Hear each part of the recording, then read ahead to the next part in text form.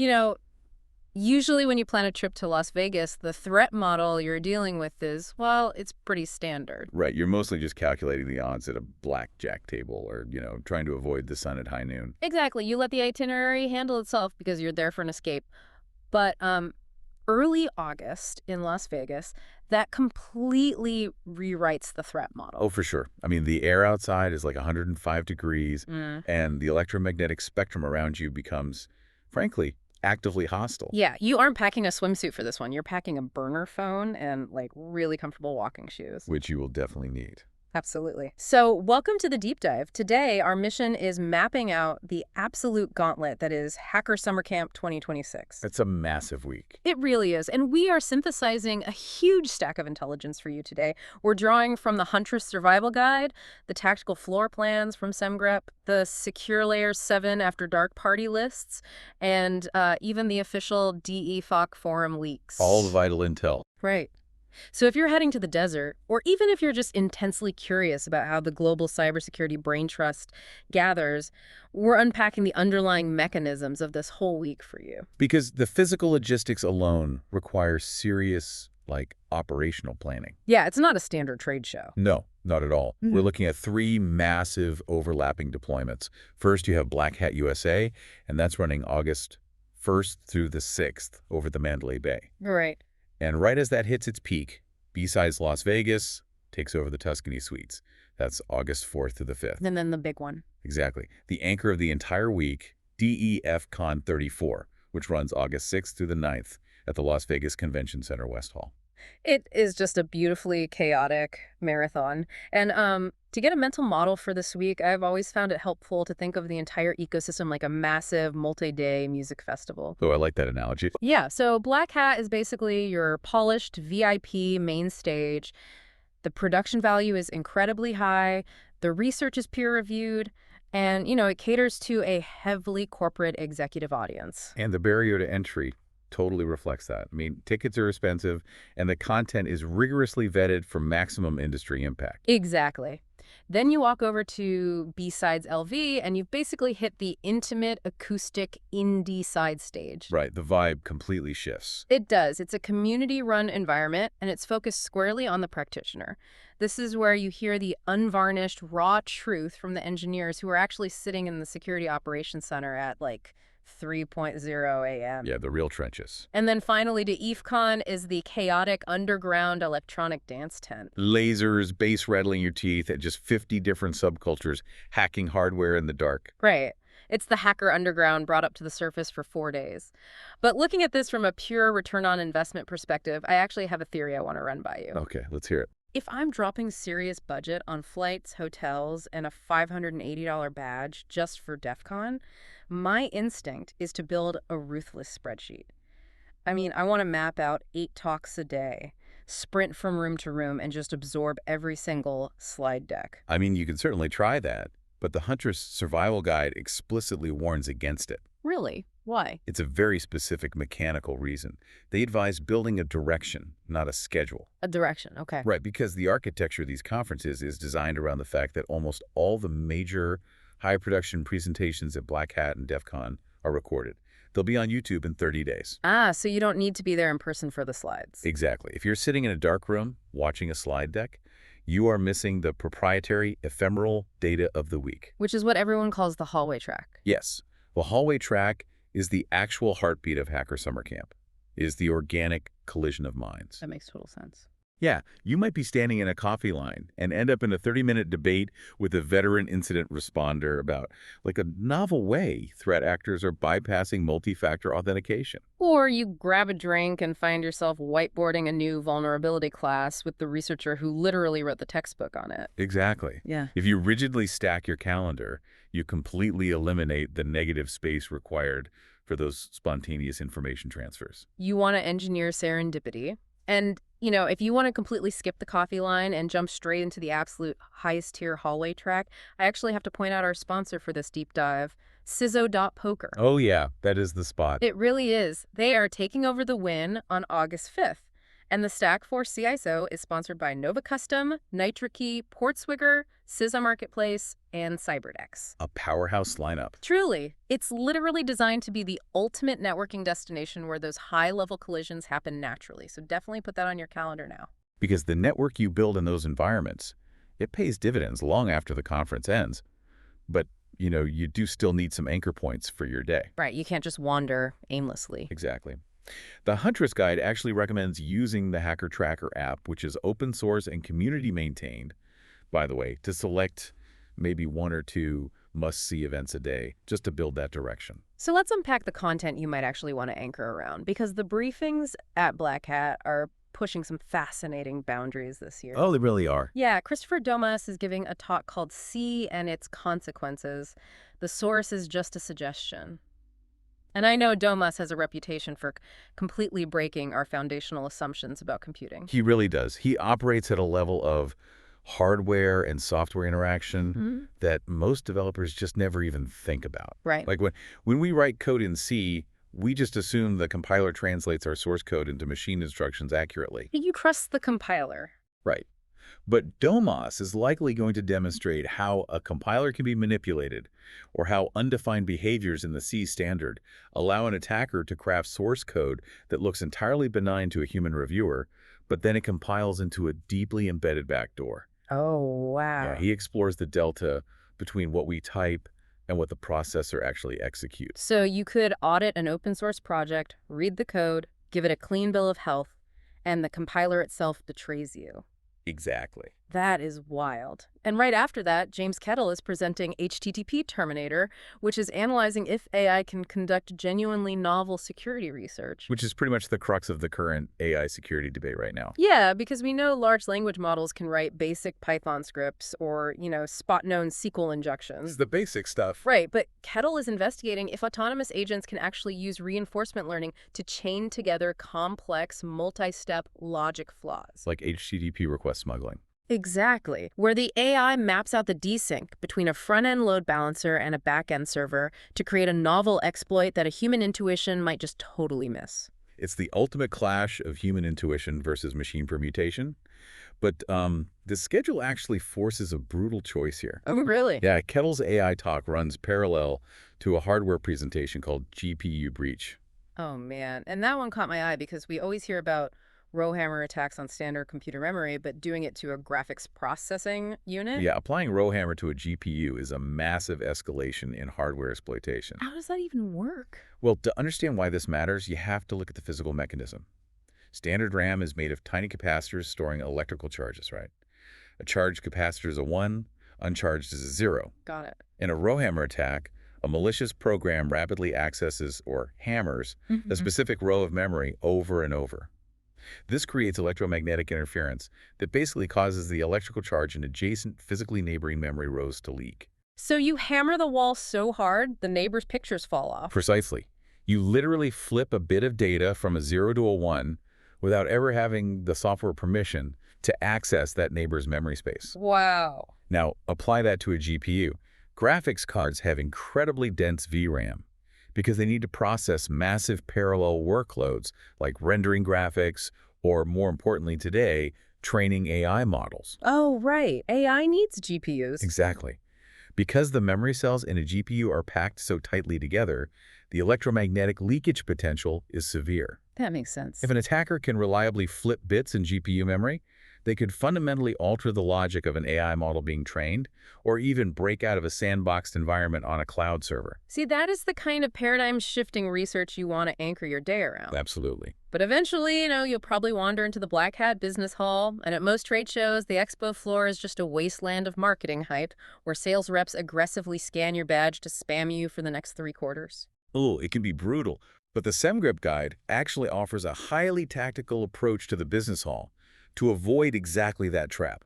Oh, really? What's the play? They advise seeking out booths, like the SemGrip booth at 4943, and bypassing the sales pitches entirely. You just look for the actual engineers staffing the back end of the booth. Which is a great resource if you know how to leverage it. Exactly. You treat the booth like a technical whiteboard session. You ask them the hard mechanism questions like, how does your static analysis tool handle complex data flow tracking? Or how are you actually enforcing coding standards across a massive monolithic repository? Yeah, you just cut the fluff.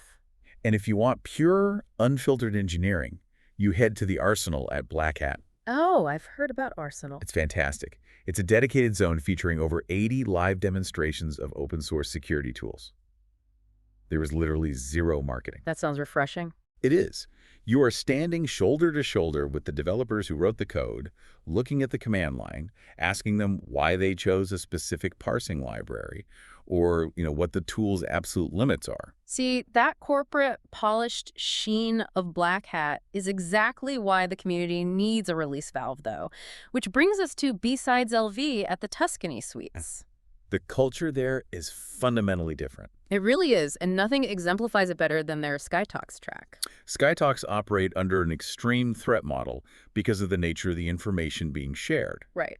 You're dealing with researchers exposing highly critical vulnerabilities in major vendors or discussing really legally contentious reverse engineering methods. High-stakes stuff. Exactly. If that information hits social media before a patch is deployed, the fallout is catastrophic. So they enforce OpSec operational security with an iron fist. It runs on Chatham House rules, right? Yes. Which means you can use the intelligence you gather in the room, but you absolutely cannot reveal who shared it or their organizational affiliation. And the physical security of the room reflects those rules. Attendees must power down all electronics or put them in verified airplane mode. No recording devices of any kind. Makes sense. Furthermore, attendees are required to wear KN95 masks to gain entry. Wait, really? I always assumed the masks were just a lingering health protocol, but looking at the forum discussions, it serves a massive dual purpose for biometric OpSec. Oh, absolutely. It completely breaks facial recognition algorithms and obscures identity in a room where anonymity is just paramount. It creates physically verifiable safe space. But, getting into that room requires navigating a physical access puzzle. You cannot pre-register for a Skytalk. It's like trying to survive a limited edition sneaker drop. Yeah, exactly. The schedule mandates that you have to physically queue up in the hallway for token drops at 9:00 a.m. and 12:30 p.m. You literally receive a physical token numbered 1 through 15. And that physical object is your only cryptographic key into the corresponding talk. It just ensures that the people in the room possess a high degree of intent. Which is brilliant. And by the time you navigate the main stage of Black Hat and the underground of B-Sides, you are basically primed for the sheer scale of DEF CON 34. The organizers actually recently announced this year's central theme is agency. Agency. That is an incredibly loaded term in 2026. It really is. It speaks to autonomy, control, and the systems designed to strip that control away from the user. Right. And DEF CON explores this by breaking its massive footprint into specialized ecosystems called villages. Right. Rather than one homogeneous conference, you have dozens of independent mini-conferences operating simultaneously. You've got the aerospace village, the car hacking village, the voting machine village. But the one that always dominates the practical skill building is the packet hacking village, which is famous for the wall of sheep. Oh, the wall of sheep.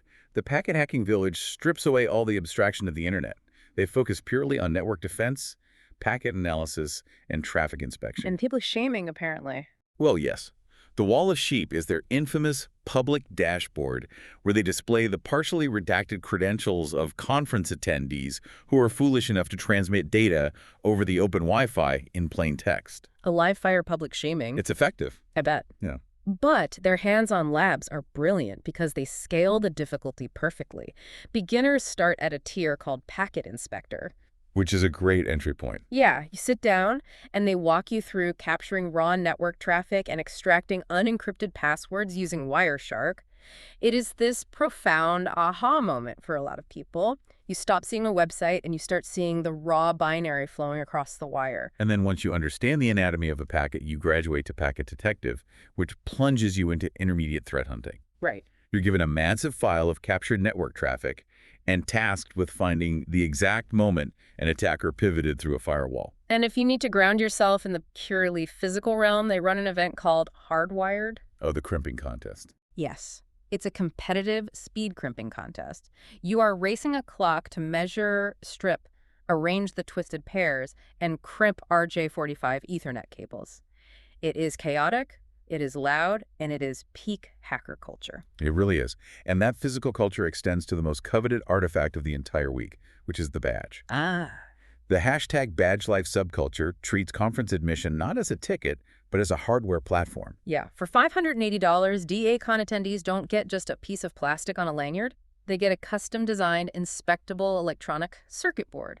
It has its own microcontroller, inputs, and usually a cryptographic puzzle built directly into the silicon. But the logistics here dictate your success. DACon oscillates between electronic badges one year and non-interactive badges the next. And DAFCON 34 is confirmed electronic. Exactly. So if you simply walk up to the registration desk on Thursday morning with $580 in cash, hoping to buy a ticket, you will likely be handed a standard paper badge because the electronics have run out. Ouch, you pay the same price for vastly less value. You absolutely must engage the online presale to guarantee the hardware. Because that presale is the only way you get to participate in the hardware modification scene. People spend the entire year designing SAO's shitty add-ons. The name always gets me. I know. These are small custom circuit boards that interface with the main badge using standard I2C communication protocols. You see lanyards weighing 5 pounds, covered in glowing OLED screens and functional laser tag modules, all drawing power from the primary badge. It is a stunning display of open source hardware engineering, Yeah. but navigating crowds of people wearing heavy blinking electronics while you're severely sleep deprived requires a survival strategy. Definitely. We really need to talk about the physical and digital realities of simply enduring the week. Okay, let's start with the digital. I feel like in 2026, the paranoia around conference Wi-Fi is a bit overblown. I mean, almost all web traffic is wrapped in TLS 1.3 encryption. Apps use certificate pinning. Our devices are heavily sandboxed. Are we really still treating the network like a live fire zone? The threat model at DFCon is not someone reading your encrypted banking traffic. The threat model is exploitation at the hardware and protocol level. Attackers deploy malicious cell tower simulators, stingrays, that force your phone's baseband processor to downgrade its cellular encryption. Yikes. Yeah, and they exploit zero-click vulnerabilities in the Bluetooth stack, where simply having Bluetooth enabled allows remote code execution without you ever touching your device. Okay, consider me sufficiently paranoid. The mitigation has to be strict. Bring a burner device if your budget allows. If not, your primary device stays in airplane mode. You aggressively disable auto-join for any Wi-Fi network, and you turn off the Bluetooth radio entirely. So no casual scrolling. Definitely do not authenticate into your corporate infrastructure from the Las Vegas Convention Center. Note to self, the cloud can wait until Monday. Seriously. And physically, the veteran attendees survive by adhering strictly to the 3-2-1 rule. It is the absolute biological floor for endurance. Every 24 hours, you require a minimum of 3 hours of sleep, 2 substantial meals that are not derived from a vending machine, and 1 shower. The shower being a critical component of communal respect when you're sharing poorly ventilated breakout rooms. It's mandatory. And you need that endurance for the after-dark networking scene. The Secure Layer 7 guide maps this out beautifully. The marquee vendor and investor events cluster heavily on Tuesday, August 4th and Wednesday, August 5th. Right, if your goal is career advancement, raising capital, or finding high-level talent, those 2 nights are mathematically your highest probability of success. But the friction is that these are highly gated communities. Secure Layer 7 highlighted the Lock It Down reception on Thursday the 6th, spanning the 1923 Prohibition Bar and the -5 Ice Bar. You can't just flash your conference badge and walk past the bouncer. No, because venue capacity in Las Vegas is strictly regulated by the fire marshal. These events cap out quickly. So what's the strategy? You have to monitor aggregator lists like conferenceparties.com or Black Hat Radar weeks in advance, secure your RSVP, and get on the list early. And the guide drops a crucial piece of geographic intelligence. Just down the strip is an optical illusion. Oh, a massive one. You look out your hotel window, see the neon sign of your destination, and think it's a 5-minute walk. 30 minutes later, you're lost in a casino labyrinth, sweating through your shirt or paying a massive surge premium for a rideshare trapped in gridlock. You really have to cluster your evening events geographically. If you're starting at the Mandalay Bay on the south end of the Strip, do not RSVP for a party at the Stratosphere on the north end an hour later. You will spend your entire networking window in transit. Right. Group by location, work the room. Which actually brings us perfectly back to the ultimate centralized networking event of the week. Yes. Do not forget to visit our incredible sponsors at CISO.poker on August 5th over at the Wynn. The stack for CSO is sponsored by Nova Custom, NitroKey, Portswigger, CISO Marketplace, and CyberX. Put it on your itinerary, RSVP, and engage in the highest level of the hallway track. Seriously, don't miss it. Looking at the totality this week, though, the hardware hacking, the network exploitation, the biometric evasion, it all circles back to DFCon's theme of agency, especially when juxtaposed against James Kettle's research on AI security. Yeah, the dominance of artificial intelligence in every single briefing is really noticeable. It is, and it forces a philosophical question. We are spending an immense amount of human capital this week Oh, learning how to secure, break, and constrain AI models. right. But if Kettle's research proves that autonomous agents can string together novel, multi-step logic flaws without human intervention, what happens in 3 to 5 years? The pace of iteration is staggering. Exactly how long until the autonomous agents we are studying today become sophisticated enough to effectively attend hacker summer camp themselves? Wow. Are we preparing for a future where the most insightful vulnerability research shared in the Skytalks, or the zero-day exploit dropped on the VIP main stage, wasn't discovered by a human mind at all? That completely inverts the concept of agency. I mean, we are building the architecture of our own obsolescence and celebrating it with hardware badges. It's a lot to think about. That is a heavy, fascinating thought to carry into the desert for you. Thank you so much for joining us on this deep dive. Stay curious, protect your baseband processor, adhere to the 3-2-1 rule, and we will catch you next time.